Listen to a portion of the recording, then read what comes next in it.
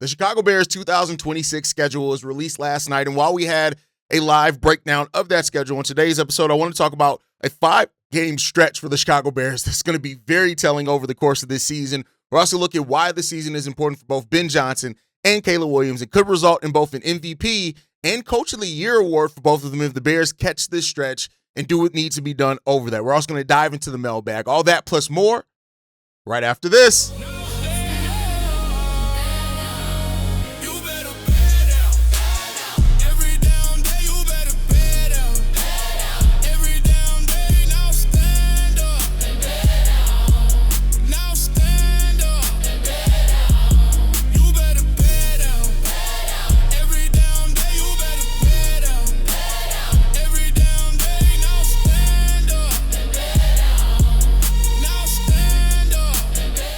What's going on, Bears fans? Welcome to another episode of Chicago Bears Central, your number one spot for everything Chicago Bears related. I'm the host there, Haize, but more importantly, you guys can follow the channel at Chi Bears Central on every social media platform we happen to be on. With that said, let's go and get into this content for today, y'all. And the Chicago Bears are coming into this season with the most difficult schedule, the number one strength of schedule in the entirety of the NFL. And with this schedule puts a little bit of pressure, both on Ben Johnson and Caleb Williams, Dennis Allen, Ryan Poles, actually everybody, the whole Bears organization. There's some pretty big pressure on this team to show and prove that last year was not a fluke by the Chicago Bears, whether it was the comeback nature of a lot of our wins last year, all that type of stuff, even though the Bears also had the second strongest strength of schedule coming into last season as well. And of course, strength of schedule is going to change. It's going to adapt. It's going to flow as things go on. There's that definitely happens as it comes down to it. But there's definitely some pressure on the Chicago Bears team to get it done this season. And I think when you look at this,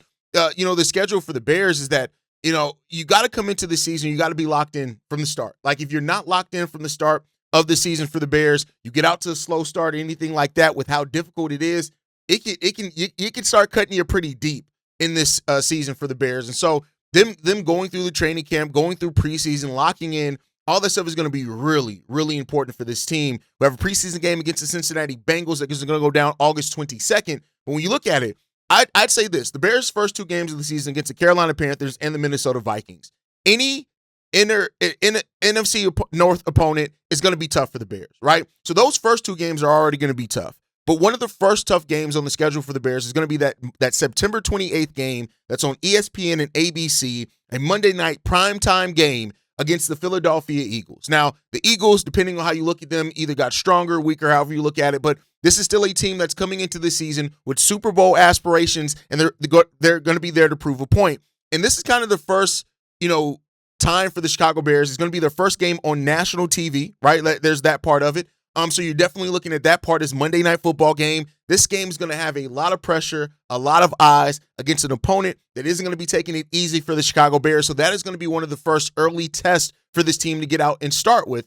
I think it's going to be there, right? But then when you look at it, like there is a brutal 5-game stretch in here to end the season for the Chicago Bears that I think is going to be very telling and show playoff readiness for this Bears team a lot. From week 14 to week 18, those 5 games are all going to be extremely difficult for the Bears. You have the Miami Dolphins. You're in Miami in week 14. Then you turn around on a shorter week, play the Buffalo Bills that following Saturday in week 15. And then you have 3 straight games against interdivision opponents with the Green Bay Packers in week 16, week 17 against the Detroit Lions, and week 18 against the Minnesota Vikings.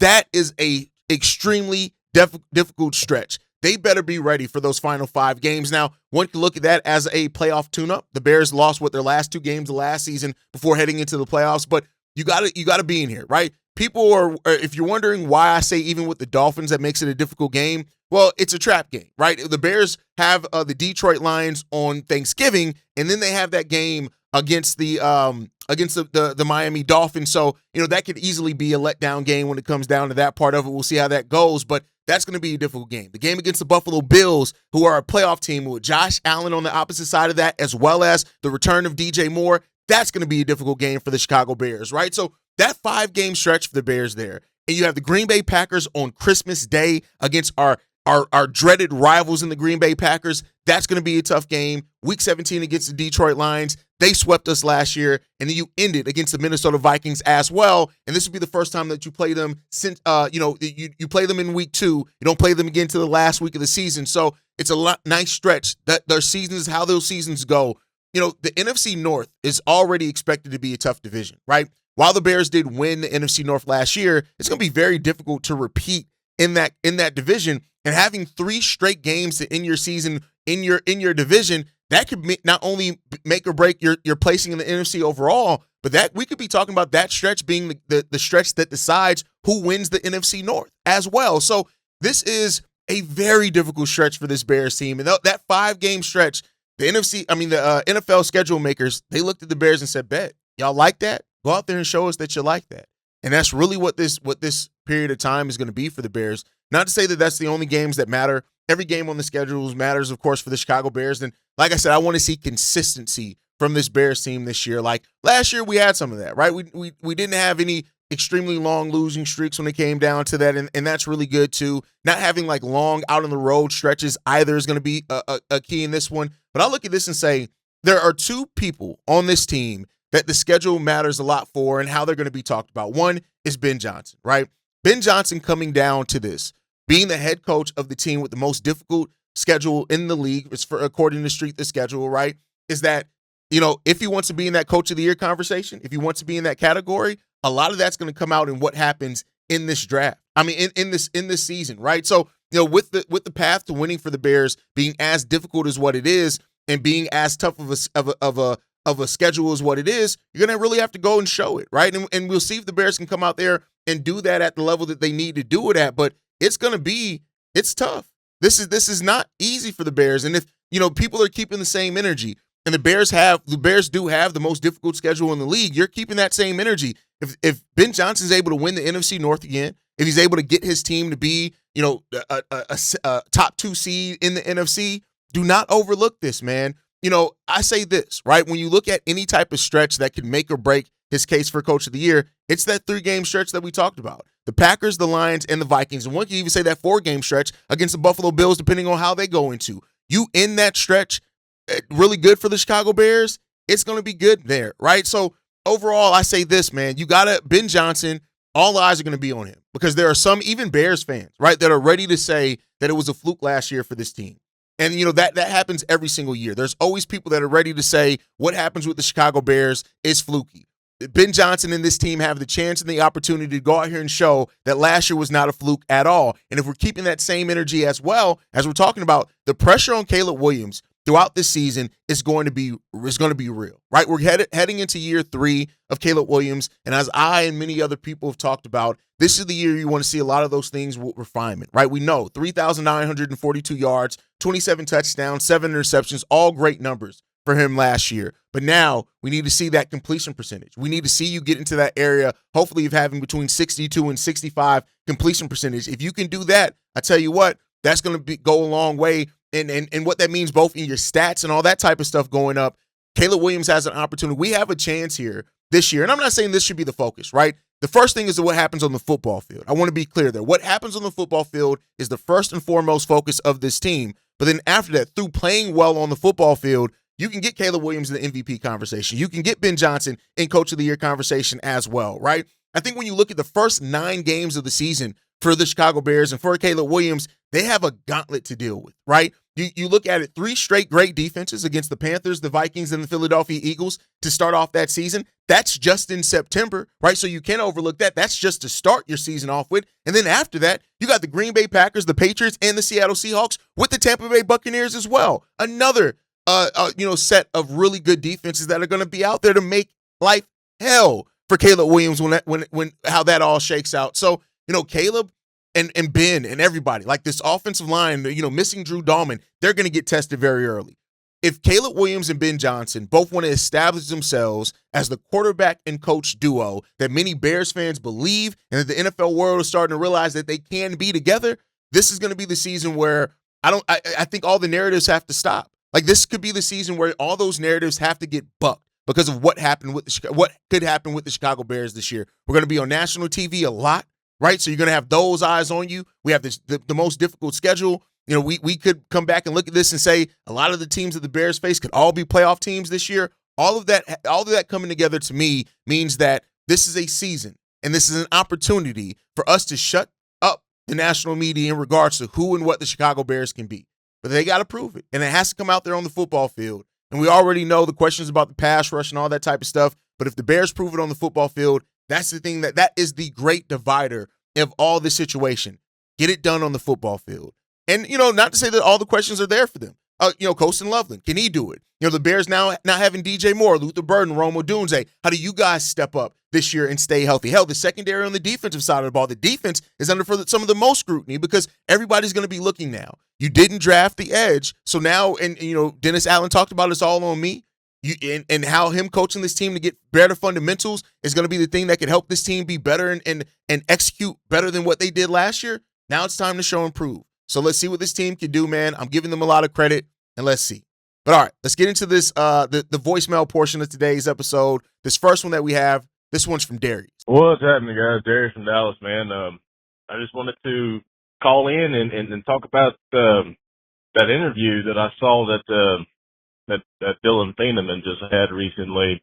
And he said they had him playing primarily at strong safety, which I don't know why. I just thought he'd be more of a free safety because of his speed. But Bryant, you know, due to his explosiveness and physicality, he'd be more of a strong safety. But man, they got that guy, you know, pretty much looking at him at strong safety right here, replacing Jaquan Brisker. And man, with that kind of speed, and with Devin Bush and his speed, I feel like what they're trying to do defensively is just protect the middle, you know, so that Amon-Ra St. Brown's mediocre ass don't get 200 and something yards just off a quick slant. You know, like we're finally, I feel like, gonna stop getting beat over the middle, and that's something that, man, I would probably say for the past 5 to maybe even 10 years has been our Achilles heel in the passing defense. It's like third down, you know they're going across the middle. You just know they are. And just about every time they did, you know, and that's how teams were attacking us and beating us. And I'm so glad that we got a guy with his skill set and his explosiveness and his athleticism over that middle now, man. And with Devin Bush, with his speed as well, I just think that they're really set up to protect the middle of the field really well this year. I'm looking forward to that. And I feel like Ben did the same thing on the offensive side of the ball. I think that draft in Sam Roush is still a very underrated pick because you're getting a guy that's just he's going to unlock Colston Loveland. And I think that between Colston Loveland and Xavier Thomas, I think that Ben Johnson really wants to attack the middle of the field this year. And that's how you win football games, man. You know, the out routes are cool, but man, when you attack across that middle, I feel like that's where the explosive plays are because you're giving guys a chance to catch the ball and then get in space. And then you're telling me a guy like Colston Loveland with his speed and athleticism, where he don't really have to worry about blocking. We got Sam Roush and we got Cole Kmet that can handle the blocking in 13 personnel or 12 personnel, whichever one it is. And Colston Loveland can just go be a freaking wide receiver, man. I think I really, like I said on my last voicemail, more and more every day, really liking what we're doing.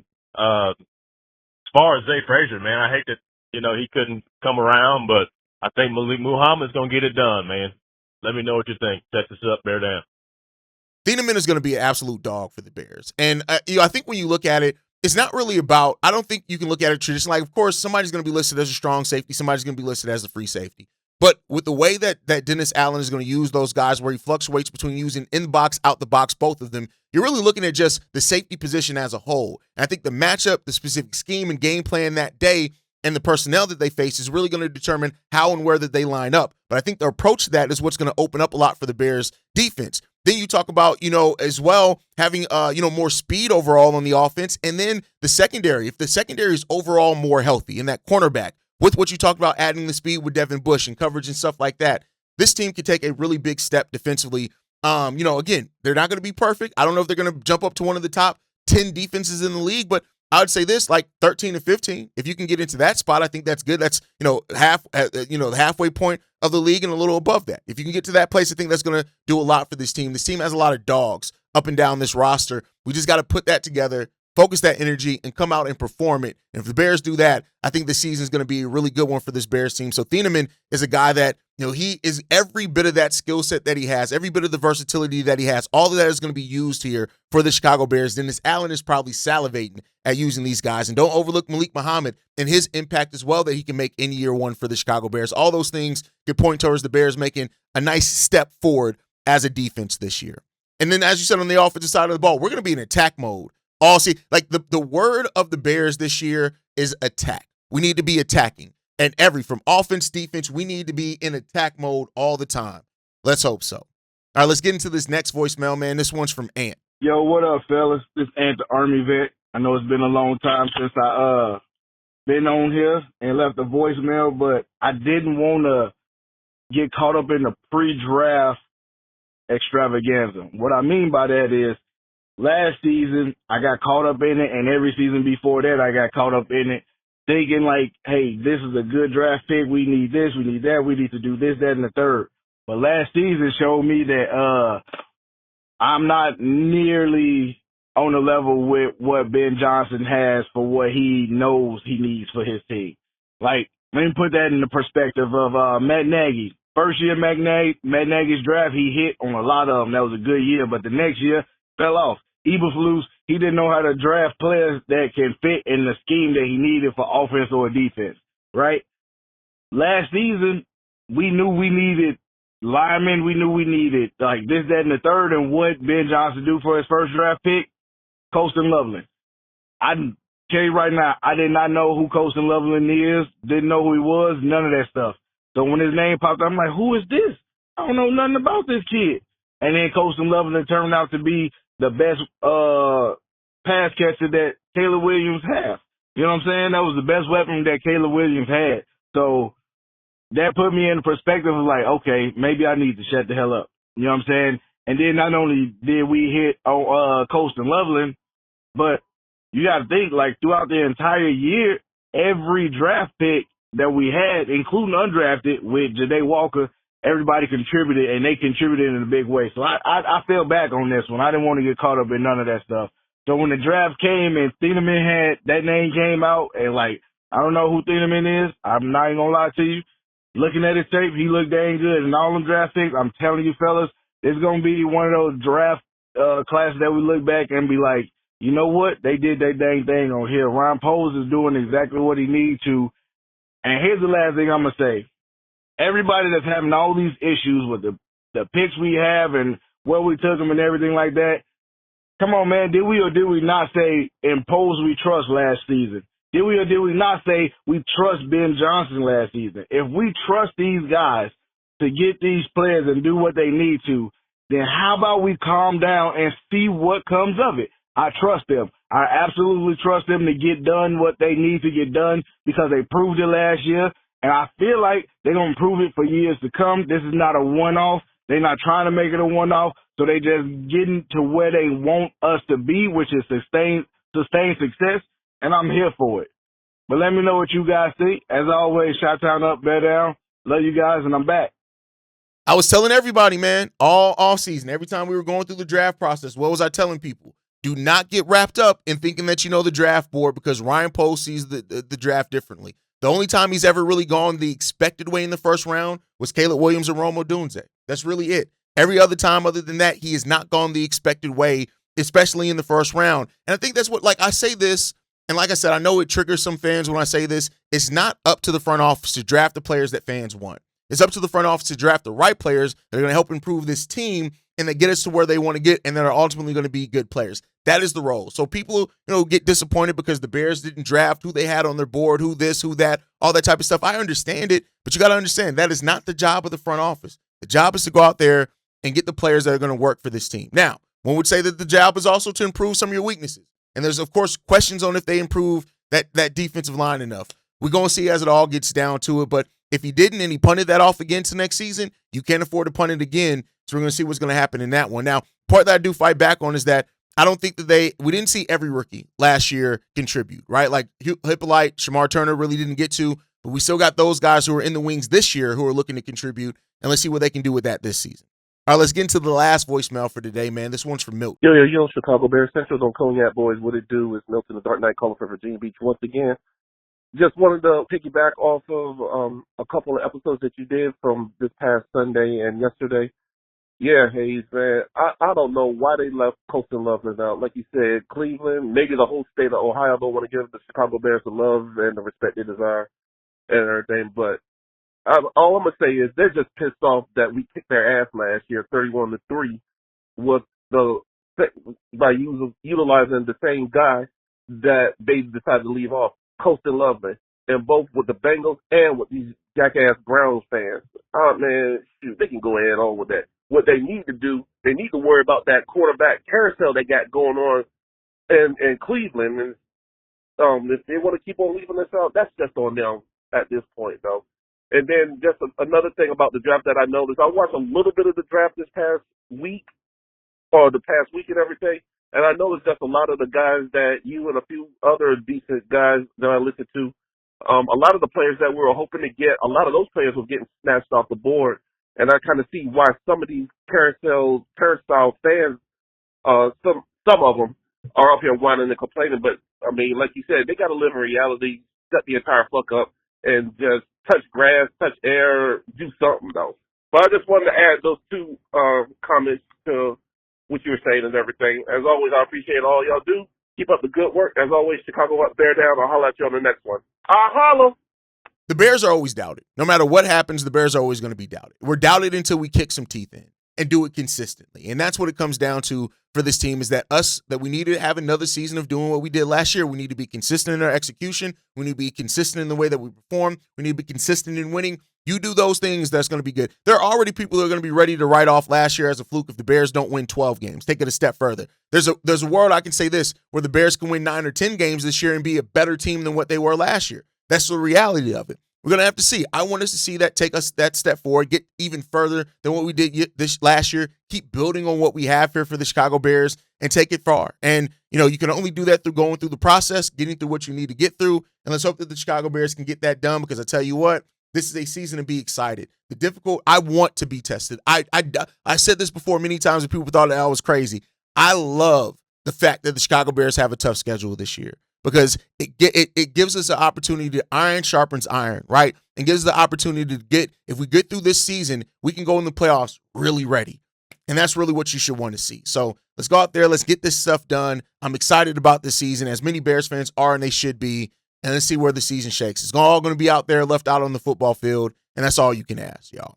But that's going to do it for today's episode of Chicago Bears Central. The Bears schedule is not friendly, and that's fine. The final 5-game stretch is going to test everything that it is to be this team. You want to be a playoff team? You want to repeat as the Kings of the NFC North? You want Caleb Williams in MVP conversation? You want Ben Johnson to be taken seriously and have a chance at win Coach of the Year? This team has to handle the pressure that's there now, and that's what this schedule is giving the Chicago Bears. It's going to start early. It's going to be pressure on Caleb, and now we got to go out there and figure out what is going to happen. So I want to hear from you guys. What's the most difficult stretch of the season that you think is going to happen for the Chicago Bears?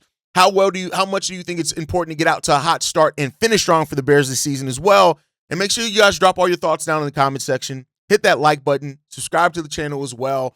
Make sure you guys are following us at Chi Bears Central on every social media platform. You can also send us any feedback, questions, comments, concerns, ChicagoBearsCentral@gmail.com. And lastly, if you want to leave a text message and our voicemail for the mailbag, the number to do so, 773-242-9336. We are the number one spot for everything Chicago Bears related, but that is thanks to you, lovely and beautiful people. And like I like to end every episode on, Chi-Town up, but Bear down. Love you guys. Peace, y'all. This has been a presentation of the Break Media.